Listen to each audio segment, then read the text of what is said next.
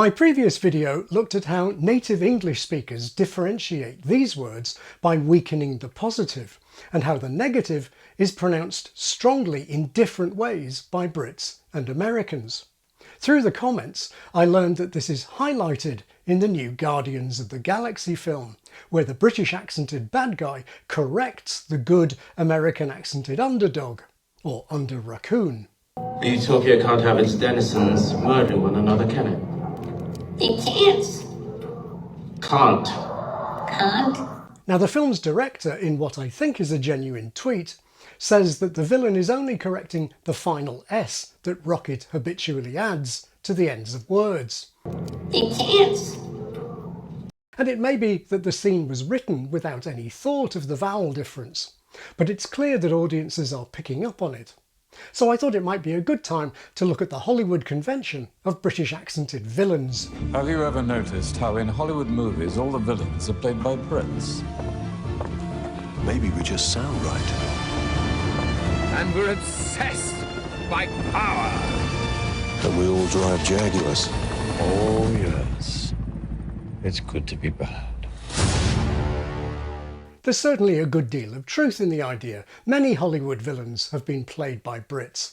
There are other means of persuasion besides killing and threatening to kill. My secretary is a great admirer of your methods, Mr. Kaplan. Then you should also know that everyone runs from Shere Khan. I answer only to the president. And he will answer to me. The war has begun. Excellent. Everything is going as planned. Oh, yes, I remember. This is just the way your father looked before he died. And by Americans doing British accents. I am your master now. Don't ruin my morning. Then there are accents that are more British than anything else. No one cared who I was till I put on the mask. Or decidedly British-ish. You have failed me for the last time. So if it's true, why is this? You can find the question all over the internet. Perhaps the answer that people reach for most readily is colonial history, a lingering grudge held by Americans against the old British overlords, who were the bad guys in the bloody struggle that led to the founding of the Great Republic. Americans are, of course, taught their colonial and revolutionary history, in which, like the heroes of so many stories, the Americans were the underdogs. Overdogs don't easily arouse our sympathy, and the British were in many ways the biggest overdogs the world has ever seen.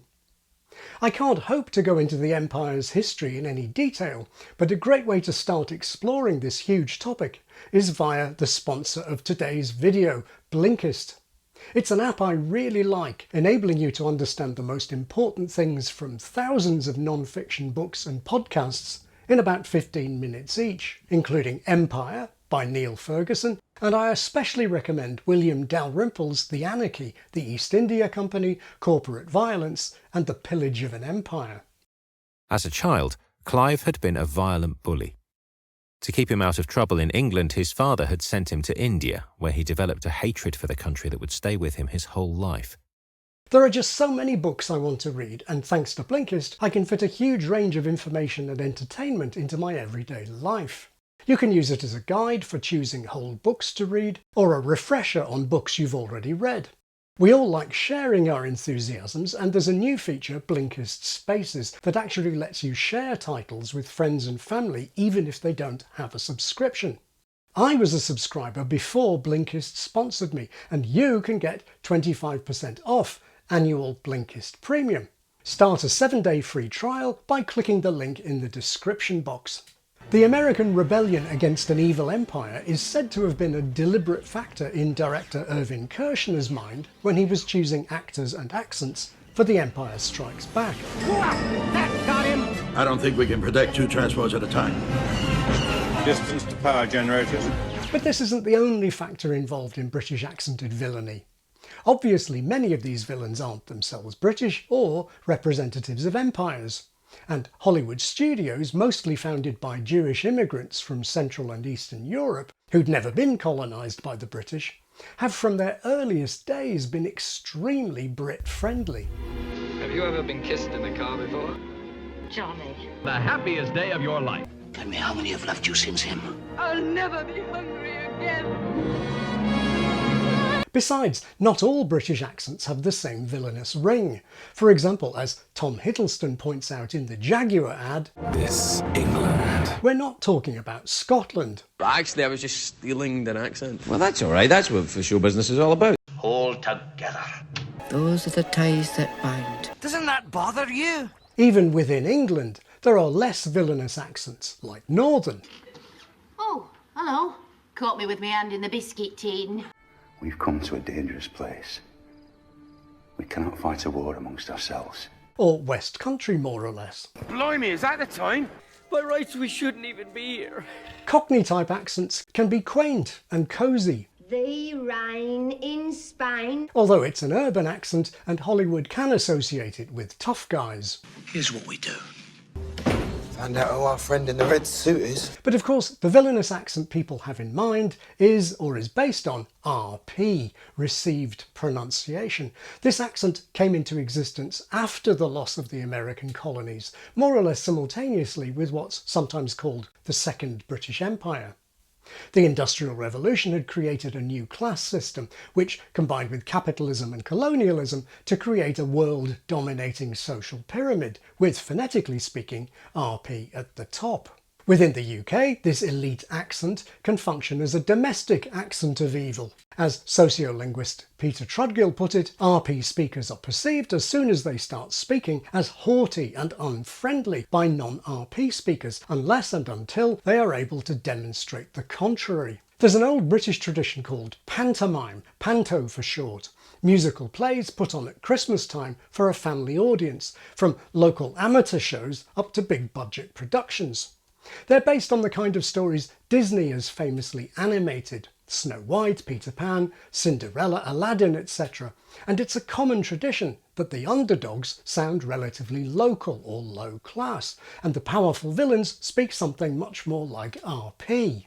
Christmas is coming, and I hope you are all coming to the Malvern Theatre. Join us on a magical adventure this Christmas at the Malvern Theatres from the 9th of December. Theatre. Theatres. Theatre. Theatres. The empire's phonetic pyramid still extends to many parts of the world, with accents described, as in Britain, as being relatively broad or strong in terms of how far away they are from received pronunciation. Australia, for example, is an independent country, but its accents are stratified by implicit reference to the ghost of RP.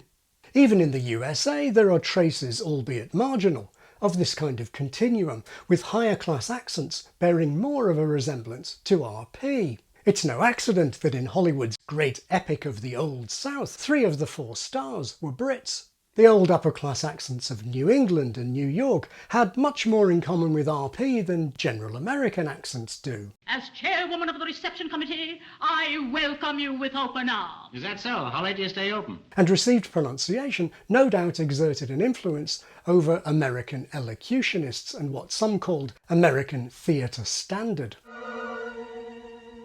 Now let me hear you read your line. And I can't stand him.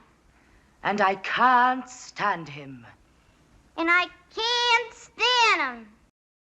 Of course, all these continua can get quite complex, and as I've often pointed out, the standard southern British accent of today isn't what it was. To modern English ears, the high evolutionary's accent may just sound like neutral SSB, but to others he may sound British enough to be bad. It's a matter of degree.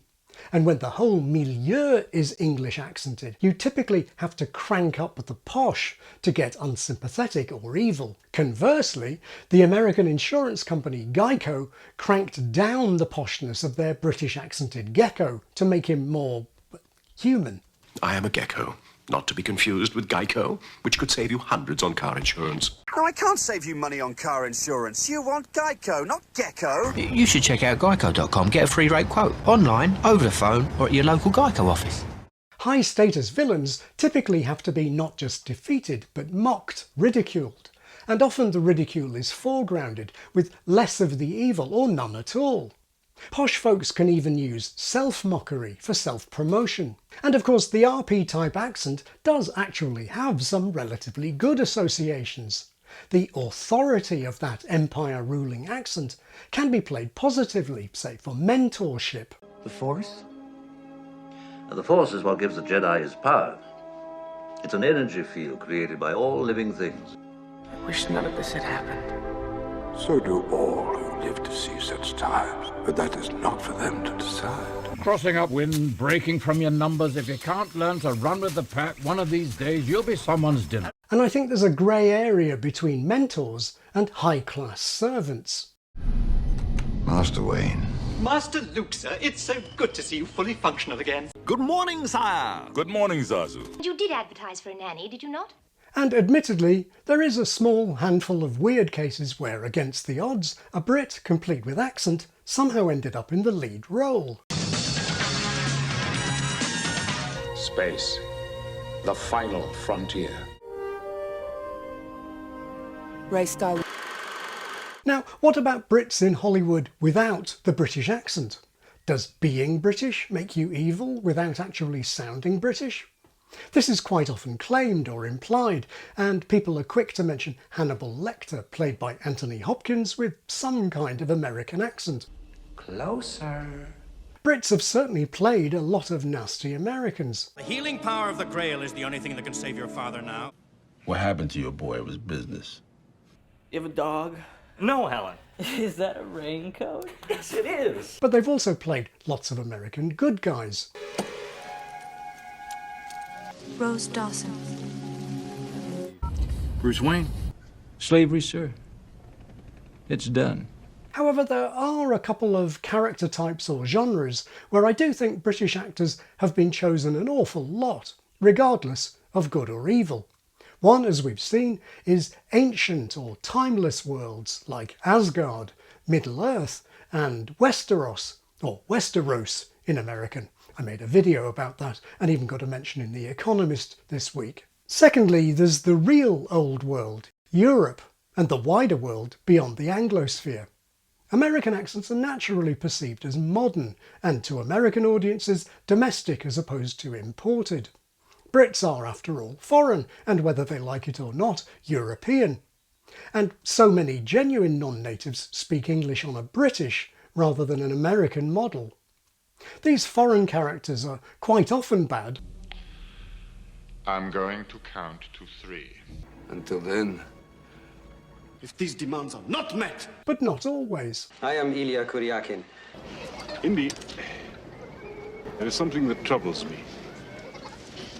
The Ark. No doubt Hollywood has been guilty of some crude stereotyping over the years, but let me end with a hopelessly wrong prediction that I made to myself years ago. This was that British English would become ever more marginalised in the world with the inexorable spread of American influence. Little did I know that the world would be bombarded with British voices from Wizards and Witches, Lord of the Rings, Pirates of the Caribbean, Game of Thrones, etc. Not to mention YouTube channels, I'm Peppa Pig, and international content on Netflix, etc. And all these British actors using their own accents when they're interviewed. Does the Liverpool sneak in? Not really, no. Are there slang words? What? Like slang words. So many Americans are now far more clued up about British culture and British accents than ever before. So, like, honestly, I saw this guy. Honestly, did like Michael cheat on me when he was in a beefer? He's like, I miss you or whatever, and I'm like, you don't miss me? What am I, your mother? Thanks to Blinkist for sponsoring this video. To subscribe, check the link below.